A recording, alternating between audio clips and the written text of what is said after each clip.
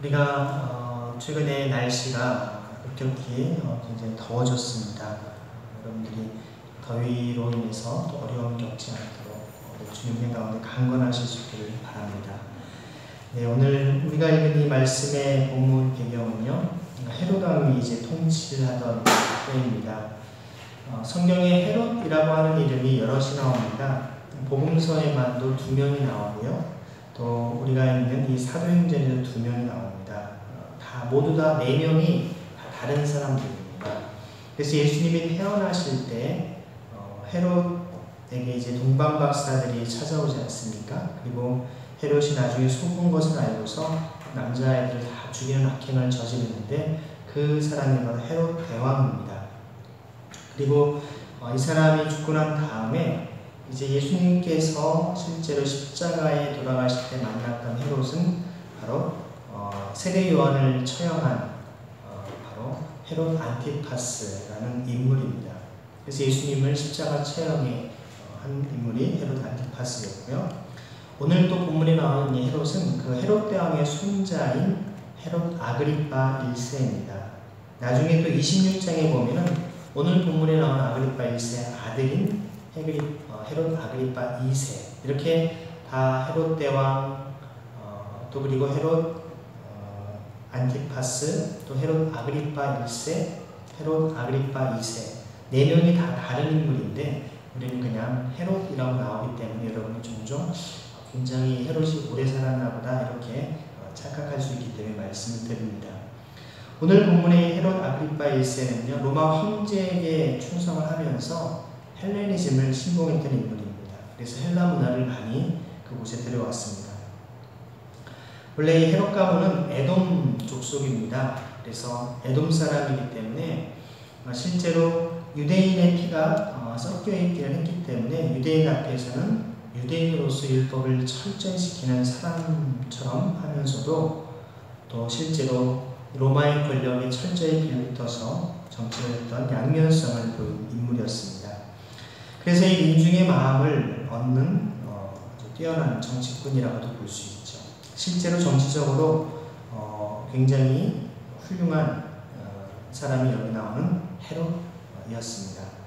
오늘 말씀을 보면 1절과 2절에 헤롯이 어떤 일을 했는지를 볼 수 있습니다. 1절과 2절 함께 읽겠습니다. 이 무렵에 헤롯 왕이 손을 뻗쳐서 교회에 속한 몇몇 사람을 해하였다. 그는 먼저 요한과 형제간인 야고보를 칼로 죽였다. 여기 보면 헤롯이 몇몇을 죽였다라고 나오기 때문에, 해하였다라고 했기 때문에 야고보를 포함해서 여러 사람들이 아마 피해를 받은 것으로 우리는 짐작을 할 수가 있습니다. 여기에 나오는 야고보는 바로 요한의 형제라고 얘기하죠. 베드로와 야고보와 요한, 즉 예수님과 늘 함께 동행했던 3명의 제자 가운데 한 사람은 그 야고보입니다. 성경에 야고보라고 하는 이름도 흔한 이름이기 때문에 많이 나오는데요. 이 많이 나오는 이 야고보 중에 한 사람이 바로 오늘 이 본문의 요한의 형제 야고보인데, 영어로 우리가 야고보를 제임스라고 얘기를 합니다. 그래서 실제로 이 신약 성경에 보면 야고보서가 있는데, 이 야고보서를 쓴 야고보는 이 야고보가 아니라 예수님의 동생 야고보입니다. 예수님의 12제자 중에 또 다른 야고보도 있었습니다. 그래서 여기 나오는 이 야고보는 12명의 사도들 중에 한 명인, 특별히 요한복음을 기록한 사도 요한의 형 야고보입니다. 그래서 이 야고보는 칼로 목베임을 당해서 순교한 사도 중에 최초의 순교자입니다.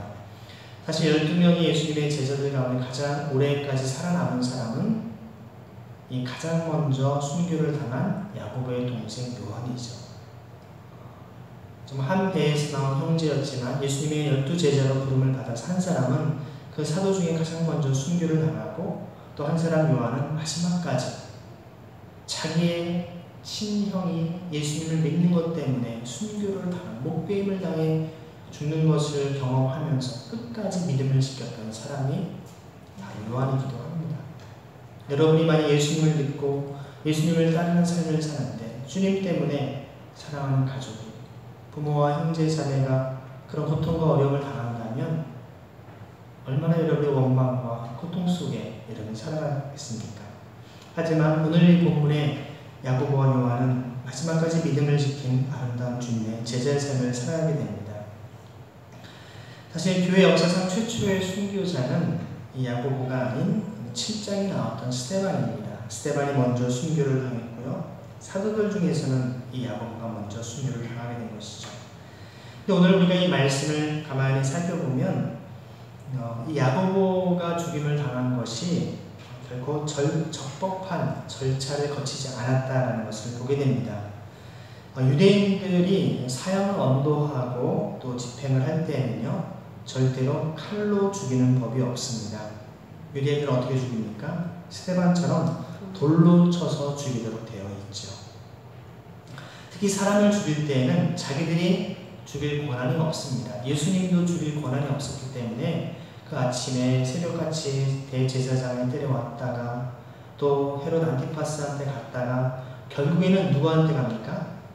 빌라도라고 하는 총독에게로 데려가서 총독에게 사형 언도를 받고서야 십자가처럼 죽이지 않습니까?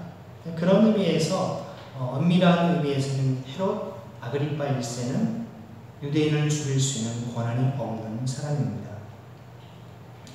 결국에 정말 자신이 이런 권한도 없음에도 불구하고 로마 총독의 허락도 없이 유대인을 죽이고 있는 것입니다. 만약에 로마법에 따라서 합법적인 절차를 거쳤다면 십자가 형틀을 이용한 사형 방법 중에 하나를 택해서 죽여야 했던 것입니다. 여기서 칼로 죽였다는 것을 보면 어떤 유대법이든 로마법이든 어떤 유대든 로마든 아무런 법에도 정말 있지 않은 합법적인 재판 절차 없이 단순히 유대인들의 환심을 얻고자 행한 불법적인 참수형이라고 볼 수 있습니다. 3절에 보면 어떻게 나오니까 함께 읽겠습니다. 헤롯은 이 유대 사람들이 이 일을 기뻐하는 것을 보고 이제는 베드로까지 잡으려고 하였다. 때는 무교절 기간이었다. 헤롯은 야고보를 죽이고 나니까 유대인들이 아주 기뻐하는 것을 보게 됩니다. 유대인들 입장에서는 이단들이죠. 아주 어떻게 저 십자가의 처형을 당해 죽은 예수라는 인물을 감히 그리스도 메시아라고 하는 이런 신성 모독적인 발언을 할 수 있는가? 저들을 다 잡아 죽이고 정말 감옥에 가둬야 된다고 생각했던 사람들이 유대인이었기 때문에 누구보다 정말 종교적인 열심과 특심으로 가득했던 유대인들의 입장에서는 이 크리스찬들이 붙잡혀 죽임을 당하는 것, 또 그들의 지도자들이 오히려 처형을 당하는 것을 기쁘게 생각한 것이죠. 여기에 보면 무교절 기간이었다라고 하는 것이 그 이유 중에 하나입니다. 유대인의 큰 절기이기 때문에 절기가 되면 다 예루살렘으로 모이지 않습니까? 많은 사람들이 모이고 이런 많은 사람들이 모일 때 정치인들은 그때 어떤 기회입니까? 자신들의 정치적인 입지를 기반을 더 다질 수 있는 절호의 기회였던 것입니다. 전혀 정말 이런 진리와 상관없이 백성의 여론에 따라 정치를 하는 정치꾼들의 전형적인 모습을 보여줍니다. 의도, 공의도, 진리도 관심이 없습니다. 사람들이 좋아하면 대생각을 흩어치면 다 자기가 말한 것과 정반대되고 자기의 신조와 다르다 할지라도 대부분의 역사 속에서의 정치인들은 그런 대중들을 휩쓸어 혹은 휩쓸려 가고 또 대중들을 그렇게 몰고 가는 모습들을 많이 보게 된다는 것입니다. 그런 의미에서 우리가 다수결이라고 하는 것에 대한 문제를 항상 우리는 문제점이 있을 수 있는 기억을 해야 됩니다. 그러니까 이제 헤롯은 이제 야고보를 죽이고 나서 유대인이 기뻐하는 걸 보니까 교회의 핵심 리더 중에 하나인 이제 베드로도 잡아서 감옥에 넣습니다. 그도 죽이려고 하는 것이죠. 무교절이기 때문에 6월절이 끝나고 나서 이 기간 중에 예수님처럼 베드로도 이제 죽임을 통해서 이제 하는 정치적인 자기 입지를 더 가지고자 했던 것입니다. 사실 우리나라에서도 보면 이 정치하는 분들을 보면 어떤 설 연휴라든지 추석 연휴 같은 때가 되면 민심을 얻기 위해서 굉장히 선심성 그런 정치 구호들을 그때 더 많이 쏟아부는 것을 보지 않습니까? 실제로 이제 결국에는 이 4절에 그렇게 얘기합니다. 4절 말씀 드리겠습니다. 그는 베드로도 잡아서 감옥에 가두고 4명으로 짠 경비병 4피에 맡겨서 지키게 하였다. 6월절이 지나면 백성들 앞에 그를 끌어내는 속셈이었다. 백성들 앞에 끌어내면 당연히 그를 돌로 쳐 죽일 수 있는 절호의 기회가 되는 것이죠. 무교절이라고 하는 것은 여러분 유대인 달력으로는 1월 15일에 해당합니다. 한 주간의 기간인데요. 6월절이 1월 14일이고요. 6월절에 이제 이스라엘 백성들이 출애굽할 때 이제 어린 양의 피를 문설주에 바르고 도망 나왔던 그들이 출애굽했던 것을 기념하는 날이 6월절이 아니겠습니까? 예수님께서 6월절에 어린 양으로 십자가 처형을 당하셨습니다. 주님의 십자가의 피값으로 주님의 보혈로 우리의 죄를 용서하시고 사하시는 의미를 가진 것이죠. 이 6월절이 지나자마자 이제 무교절을 합쳐서 무교절의 첫날로 부르기도 합니다. 그래서 이 6월절과 무교절이 얽혀있는 이 명절인데요. 이 시기가 되면 로마의 여러 지역에 살던 유대인들이 예루살렘으로 구름대같이 모여듭니다. 예루살렘에 엄청난 인파가 몰리는 것이 대축제와 같은 기간입니다. 그래서 권력자들이 이때를 아주 백성들에게 지지도를 높일 수 있는 절호의 기회로 얻게 되는 것입니다. 그래서 결국에는 이제 무교절이 끝나서 백성들이 흩어지기 전에 이제 베드로를 잡아서 이제 처형하려는 계획을 우리는 짐작할 수가 있습니다. 그런데 여기 보면 베드로를 그냥 한두 사람의 그 보초가 경비병이 그를 막은 것이 아니라 그 베드로 한 사람을 지키기 위해서 4명씩 한 줄을 이루어 하루에 16명의 군인들이 그를 지키고 있는 것을 보게 됩니다. 16명이 그를 줄을 쳐서 지킨 것입니다. 철통같이 그를 지킨 것이죠. 왜 한 사람을 향해 그렇게까지 했을까요? 사실 6절에 보면 6절에 베드로는 두 쇠사슬에 묶여 쇠사슬에도 좀 묶여 있습니다. 유대인 출신이고 로마의 역사가 있던 요세푸스의 기록에 보면요. 오른팔과 왼쪽 팔에 쇠고랑을 묶고 그 쇠고랑 끝을 로마 병사의 몸에 묶어 놓았다라고 얘기를 합니다. 혹시라도 뭔가 움직여서 자신이 어떤 도망을 치려고 하면 결국에는 바로 같이 로마 병사의 몸에 묶여있는 그것 때문에 소리가 나서 바로 그가 이제 붙잡힐 수밖에 없었던 것이죠. 그러니까 사실 빠져나갈 방법이 없었습니다. 왜 이런 일이 일어났을까? 여러분 4장과 5장을 보면요. 이미 베드로는 요한과 함께 2차례 체포되었다가 하나님의 역사로 나온 적이 있었습니다. 그를 잡기만 하면 다시 풀려나고 잡아놓으면 또 풀려나서 뭔가 이렇게 그가 나와서 빠져나와서 막 성전에서 가르치기도 하지 않습니까? 그렇기 때문에 이번에는 3번째로 베드로가 이제 목에 갇힌 것입니다. 그러니까 이제 분명히 이 사실을 알고 있는 유대인들이나 또 그 헤롯 그 왕의 입장에서는 이런 것을 모든 걸 다 알기 때문에 저자는 잡아놓으면 어떻게가 도망치는 인물입니다. 하기 때문에 철저하게 그를 붙잡아 놓은 것입니다. 더 삼엄한 경비를 했더라는 것이죠. 이번에도 또 그럴 가능성이 있기 때문에 아예 군인들에게 쇠고랑으로 묶어 도망을 치지 못하도록 해놓은 것입니다.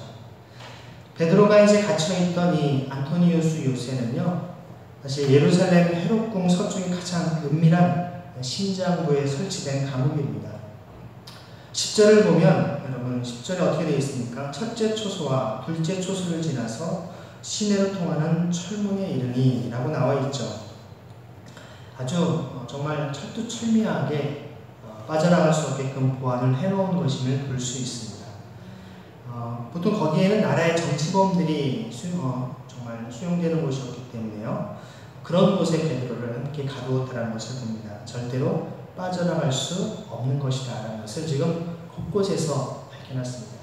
한두 명의 보초가 졸다가 이렇게 도망을 쳤다고 하면 이해가 되지만 지금 두 손에 쇠고랑을 차고 있고 또 로마 병사에게 그것이 묶여있고 게다가 한 사람이 4명씩 4조로 또 철문이 곳곳에 있고 이러한 정말 철두철미하게 해놓은 곳인데 근데 베드로에게 어떤 일이 일어납니까? 6절 이하로 보면 여러분이 이미 아시는 것처럼 베드로가 그곳에서 나오는 놀라운 이야기가 성경에 기록이 되어 있습니다. 이것이 과연 가능한 일인지. 사실 헤롯 아그리빠는 이 로마 정부하고 결탁을 해서요. 유대 백성의 여론에 편승을 하고 하나님의 사람인 베드로를 감옥에 가두었습니다. 2중 3중의 보안 장치를 설치하고 감시해서 인간으로 어떠한 수단과 방법을 통해서 빠져나가려고 해도 빠져나갈 수 없게끔 해놓은 것이죠. 하지만 여러분, 인간이 아무리 철저히 해도 하나님의 능력 앞에서는 아무것도 아니라는 것입니다. 하나님이 원하시면 인간이 아무리 그것을 막으려고 해도 막을 수가 없다는 것입니다. 불가항력적인 하나님의 은혜입니다. 하나님의 은혜가 임하면 우리가 아무리 정말 거절하고 도망을 쳐도 주님이 여러분을 붙잡으시고 구원하시기로 원하시면 그것을 막을 자가 없다는 것이죠. 제가 예전에 봤던 영화 가운데 아주 되게 인상적인 영화가 있었습니다. 그 영화의 포스터는 뭔가 번개치는 날, 천둥번개 치는 날, 비가 쏟아지는 날 이렇게 어떤 사람이 손을 벌리고 있는 것이죠. 하늘을 향해 아주 기쁨에 겨운 표정을 하고 있습니다. 그 영화의 제목은 1994년에 개봉한 쇼생크 탈출이라는 영화입니다. 아마 여러분 가운데 그 영화를 보신 분도 있을 겁니다. 팀 로빈스가 주인공으로 나오는데요. 이 사람이 원래 은행 부지점장이었습니다. 승승장구하는 인생이었는데 자기 아내와 또 아내를 아꼈던 골프 그 강사와의 어떤 그런 정부 관계 때문에 두 사람이 죽게 됐는데 이 살해 누명을 그가 뒤집어 쓰고 2번에 걸친 종신형을 그가 선고받게 됩니다. 그래서 소생크라는 교도소에 갇히게 되죠. 나중에 자신은 억울했지만 그것을 종신형을 받은 사람의 입장에서는 도저히 그것을 풀어낼 방법이 없습니다. 그런데 감옥에 있었던 동료 수감자 중에서 이런저런 이야기를 하다가 내가 아는 누가 그때 그 여자와 그 남자를 죽였지 하면서 자기 아내와 그 강사를 죽였다라고 하는 것에 대한 것을 듣게 됩니다. 그래서 그 모든 것을 이제 다시 재조사를 해달라고 하면서 그 내용을 증언을 통해서 교도소장에게 요청을 하지만 교도소장은 그것을 묵살하고 그리고 증언을 해주는 사람을 그날 밤에 탈옥했다라는 이유로 그를 총살해 죽입니다. 거짓이었죠. 왜 그랬냐면 이 주인공이 이 교도소장의 도움을 주고 있었습니다. 어떤 도움을 주고 있었냐면 이 교도소장의 탈세라든지 비자금 관리를 은행의 부지점장 출신이었기 때문에 모든 어떤 세금을 절세하는 것, 또 탈세하는 것, 그리고 실제로 비자금 관리까지도 이 수감된 종신형을 받은 사람이 다 하고 있었기 때문에 이 좋은 기회를 놓칠 수 없었던 것이죠. 그 행여라도 석방되고 나가게 되면 자기의 모든 것을 더 이상 유지할 수 없기 때문에 결국 그를 아주 깊은 독방에 가두고 나중에는 이제 그걸 다 풀어내죠. 하지만 결국 주인공은 그런 가운데 조그만 암석 망치 하나 하고 여배우의 포스터를 이용해서 이제 교도소 벽을 뚫습니다. 치밀하게 오랜 시간을 통해서 그 조그만 망치로 벽을 옆방의 소리가 들리지 않을 정도로 해서 자기가 도망나갈 만큼 벽을 뚫습니다. 그리고 아주 치밀하게 준비를 해서 천둥 번개가 치는 날 쇠파이프를 통과해야만 갈 수 있는데 거기는 쇠파이프를 가지고 천둥이 쾅 치면 그때 탕 치고 이런 식으로 아주 철저하게 쇠파이프도 다 뚫어내고 결국에는 오물을 뒤집어 쓰고 그가 이제 탈출을 하는 장면이 나오게 됩니다. 근데 사실 결국 그는 이제 그 은행 교도소장이 관리했던 그 비자금을 나중에 탈출하는 날 자기 것을 싹 다 탈바꿈을 해서 챙겨서 나오게 되죠. 12곳의 은행에 들러서 교도소장의 이 비자금을 모두 인출해서 그는 멕시코로 잠적을 합니다. 그리고 잠적하기 직전에 교도소장과 교도소 내에 있는 모든 부패와 살인에 대한 자료와 장부를 언론에 보냅니다. 결국에는 간수장들은 체포되고 교도소장은 권총으로 자살하게 되는 그 영화는 그렇게 마무리가 됩니다.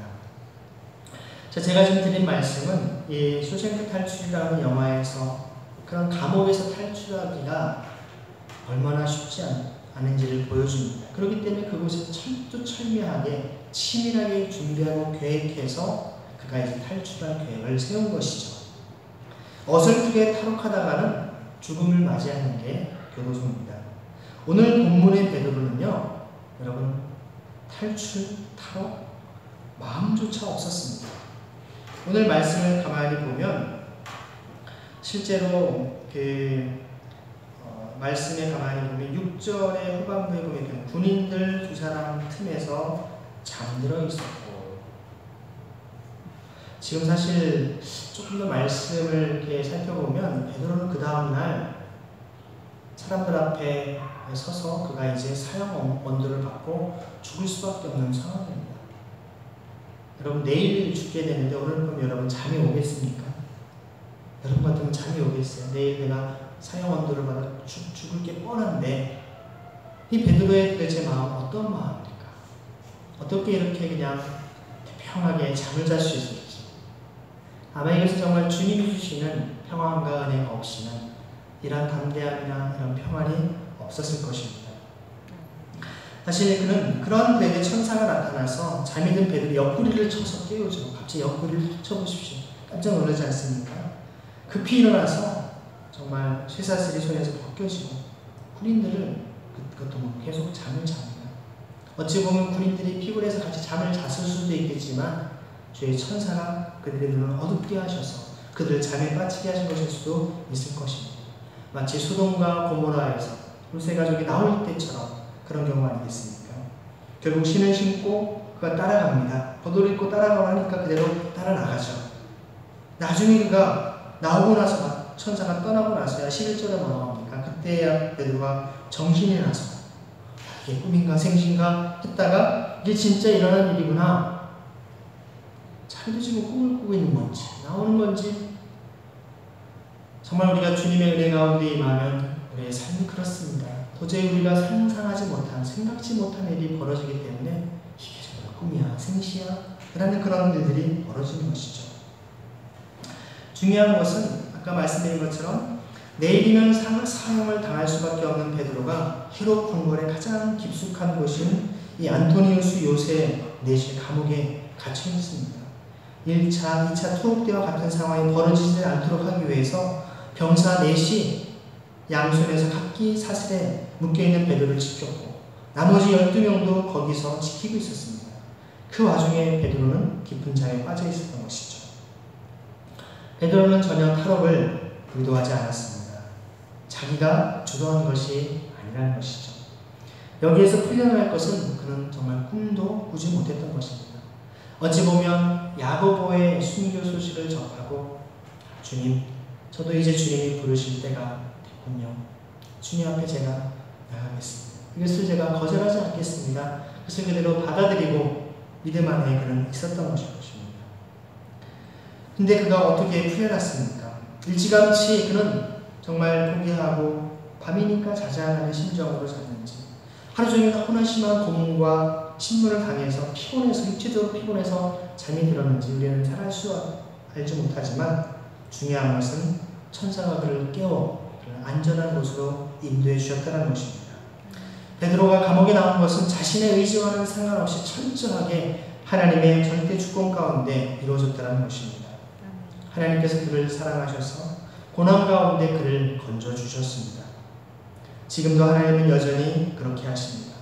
여기저기서 이런 기적의 소식이 들려오죠.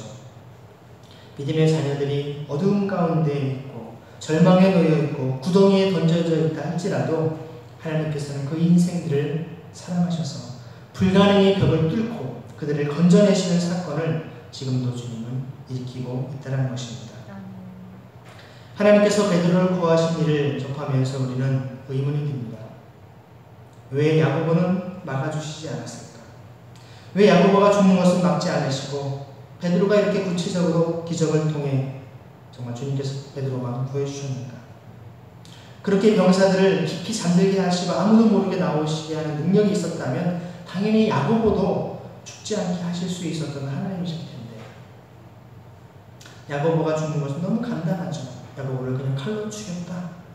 그런데 베드로가 살아나는 과정은 너무나도 자세하게 성경에 기록되어 있습니다. 우리는 종종 이처럼 우리의 삶에도 이런 유사한 일들이 일어납니다. 인간의 힘으로는 구출할 수 없는 상황에도 정말 베드로에게 천사를 통해서 구원하시는 하나님의 능력이라면 당연히 야고보도 살리실 수 있었을 텐데 왜 그렇게 하시지 않았을까? 그런데 거기에 대한 대답은 우리는 모르는 것입니다. 우리는 거기에 대해서 그 이유를 다 설명할 수가 없습니다. 어떻게 보면 전적인 하나님의 주권이요 하나님의 섭리임을 우리는 고백하게 됩니다. 우리의 모든 것이 다 풀리고 이해되지 않은 것이 우리의 인생인 것이죠. 우리 이 땅에 있는 모든 현상과 사건과 일어나는 것들을 다 우리가 알 수 있다면 우리는 인간이 아니겠죠. 그건 하나님의 영역인 것입니다. 우리는 답을 모르는데 때로는 모르는 것을 가볍게 판단할 수도 없습니다. 베드로를 기적으로 살리신 것은 하나님의 섭리고 야고보는 그가 뭔가 죄가 있었겠지. 그는 뭔가 하나님께서 그냥 내버려 두신 것이지 이렇게 우리가 쉽게 단정을 하고 이야기해서도 안 될 것입니다. 하나님의 때, 하나님의 방법으로 우리 인생에 주어진 것들을 주님께서 허락하신 동안 있게 한다는 것입니다. 많은 사람들이 누군가가 죽었다고 하면 뭐라고 합니까? 야, 참 불쌍하네, 안 됐네. 여러분 정말 사람이 죽는 것이 안 되고 잘못된 일인가요? 아니면 우리가 살아있는 우리가 안 된 겁니까? 우리가 잘 생각해야 됩니다. 세상의 기준으로 볼 때는 살아있는 게 복이고 죽은 것이 저주일 수 있습니다. 많은 사람들이 그렇게 생각하죠. 그러니까 죽음을 두려워합니다. 죽기를 싫어합니다. 죽으면 다 끝난다고 생각합니다. 내가 움켜쥐고 있었던 모든 것이 다 잃는다 생각하기 때문에 그것을 받아들일 수가 없죠. 조금이라도 우리의 몸에 건강에 이상이 오면 불안해하고 어떻게 하지. 삶과 죽음을 우리가 초연할 수 있는 것, 죽음도 주님의 축복이며 은혜임을 고백할 수 있는 믿음이 필요합니다. 우리는 웰빙 시대를 살아가고 있습니다. 잘 사는 시대를 살아갑니다. 하지만 요즘에는 웰빙만이 아니라 웰다잉 시대를 살아가야 합니다. 잘 죽는 것도 중요합니다. 어떠한 죽음을 맞이하느냐, 어떠한 죽음을 맞이한다라고 하는 것은 단순히 여기 나온 야고보라든지 세례 요한처럼 목베임을 당해 그렇게 끔찍한 죽임을 당하지 않는 게 좋은 죽음을 죽는 것이 아니라 그 사람의 죽음마저도 향기나고 생명을 주며 모두에게 감화력을 줄 수 있는 그런 죽음에 우리의 삶이 되어야 되지 않겠냐는 것입니다. 사나 죽으나 우리를 통해 오직 주님만이 존귀와 높임을 받는 그런 삶을 살도록 우리 간구해야 되지 않겠습니까? 우리가 이 땅에 잠시 왔다가 떠나가는 우리의 인생인데 마치 천년 만년 살 것처럼 모든 걸 다 우리가 움켜쥐고 바둥바둥 살아가는 우리의 모습을 우리는 봅니다. 사실 하나님의 눈으로 볼 때는 이러한 죽음이 더 복될 수 있음을 우리는 기억해야 됩니다.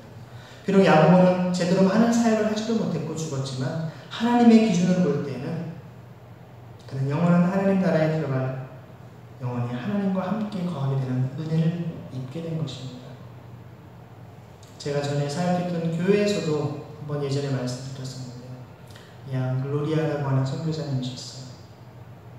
30대 초반의 젊은 대학 강사요. 또 강남에서 아버지가 병원 원장인 잘 나가는 집안의 외동딸이었습니다. 외국 외제차를 타고 다니며 잘 자란 인생이었지만 어느 날 선교단체에서 훈련을 받고서는 자기 인생을 아프리카 기니에 가서 자기 인생을 거기에 드리겠다라고 선교사로 나갑니다. 물도 전기도 들어오지 않는 곳에서 12명의 아이들을 정말 불러서 큰 아이들을 가르치고 키워서 주님의 제자와 같은 일꾼을 키우겠다라고 선교지에 떠나는 지 한 달 만에 말라리아로 순교했다는 소식을 좀 접했습니다. 우리 교회와 또 선교 파송한 선교단체와 오늘 굉장한 충격이었습니다. 더 문제는 그 아버지와 어머니 다 신앙이 없었던 가정이었습니다. 여러분, 사랑하는 외동딸이 예수를 믿고 나서 선교지에 가가지고 한 달 만에 싸늘한 죽음으로 돌아온다면 여러분 그 가족들의 마음 또 그것을 지켜본 주의 사람들은 어떻게 생각하겠습니까? 결국에 우리는 너무나 안타깝고 너무나 짧은 더 많은 시간에 더 많은 일을 했더라면 아쉬움도 있었고 하지만 그 과정을 통해서 하나님께서 놀라운 일들을 하기 시작하셨습니다. 그 함께했던 친구들도 소위 강남에 잘 나가는 아가씨들이었습니다. 세상적으로 다 잘 사는 그런 여자분들, 친구분들이 하나둘씩 그 친구의 죽음 앞에서 이 친구가 하지 못하는 선교 사역을 우리가 대신 이어서 하겠다라고, 그 친구들이, 신앙이 없는 친구들이 함께 그의 죽음을 기리면서 그 선교지에 학교를 지어주고 그 글로리아 선교사를 하려고 했던 모든 일을 지금까지 이어가는 것을 볼 수 있습니다. 하나님의 밀이 땅에 주어 썩지 아니하면 열매를 맺을 수 없다라고 하는 하나님의 나라의 역사 방법을 우리는 보게 됩니다. 우리가 볼 때는 그 사람이 많은 일을, 또 많은 사람들이 영향을 끼치는 것이 하나님께 영광을 돌리는 것으로 생각하지만 오히려 짧은 시간에 그 인생을 하늘의 밀처럼 꽃잎처럼 떨어지고 죽는 것이 하나님의 영광을 돌리는 그의 이름처럼 진정한 글로리아가 된 것을 보게 됩니다. 우리의 눈으로는 정말 단순한 그런 생각으로 어떻게 그럴 수가 있지? 왜 하나님이 그렇게 하셨지? 대부분의 사람들의 마음은 내 마음에 들면 좋은 거고 내 마음에 들지 않으면 나쁜 것이에요. 내가 보기에 좋으면 하나님의 뜻이고 내가 보기에 별로 아니면 하나님의 뜻이 아니라고 내 뜻대로 하나님의 뜻을 우리가 판단하고 재단하는 경우가 너무나 많다는 것입니다. 하나님의 역사를 우리가 전체를 알지 못하는데도 우리가 스스로 그것을 판단하고 정죄하고 비난하는 경우들이 많다는 것입니다. 여러분, 하나님은 과거와 현재, 미래를 동시에 보시고 전체를 알고 모든 것을 운행하시기 때문에 지금 우리가 지금 볼 수밖에 없는 그것으로는 이해되지 않고 다 알 수 없는 것들이 많다는 것을 여러분 알아야 합니다. 성경을 통해서 우리가 분명히 알 수 있는 사실은요, 우리가 하나님이 하신 일을 다 이해하지 못한다 할지라도 중요한 것은 우리가 하나님을 신뢰하고 따라간다는 것입니다. 하나님의 뜻은요, 이것이다 저것이다 그 어떤 일이나 사건 자체가 하나님의 뜻이 아닙니다. 어떠한 상황, 어떠한 사건이 벌어진다 하더라도 그럼에도 불구하고 주님만을 붙잡고 나아가겠습니다. 그게 바로 하나님의 뜻이죠. 그래서 때로는 우리가 생각할 때 고통과 슬픔 가운데에서도 하나님은 하나님의 뜻을 온전히 드러내십니다. 종종 우리 주변에 아까처럼 갑자기 누가 죽음을 당한다든지 교통사고를 당한다든지 뜻하지 않은 죽음을 당해서 슬퍼하는 경우들을 종종 봅니다. 그럴 때 하나님께서 왜 이렇게 하셨는지 원망할 것이 아닙니다. 그럴 때 우리가 질문할 것은 왜 저 사람은 저렇게 죽었나가 아닙니다. 우리가 질문해야 될 질문은 나는 왜 저렇게 안 죽었고 지금도 내가 이곳에 살아있는가? 내가 살아있는 이유가 무엇인가? 내가 이 땅에 남겨져 있는 이유가 무엇인지를 주님 앞에 물어야 하는 것입니다.